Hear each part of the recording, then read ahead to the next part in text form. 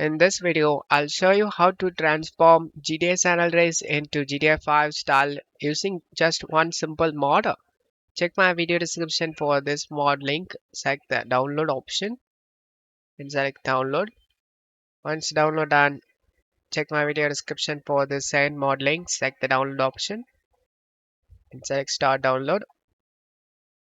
Once download done, select this folder icon. Right click on the essential pack and select vendor and select open with vendor. Close tab here. Right click on the game on the desktop and select open file location. Before doing this mod, backup your San Andreas folder, copy and paste it in same location, rename it as backup. Once you're done, open the San Andreas folder, and drop all these files inside, replace the file in the destination, and then go back and open this 5HUD, open this folder, open ENG, put it to SA folder, and drop these two files inside of a game folder.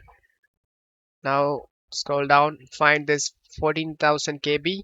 Just right click and select show more options, send it to desktop create shortcut. Launch the game through the newly created shortcut.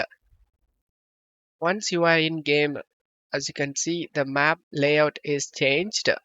Press the tab key to see this menu on right side and hold the middle mouse button to switch weapons.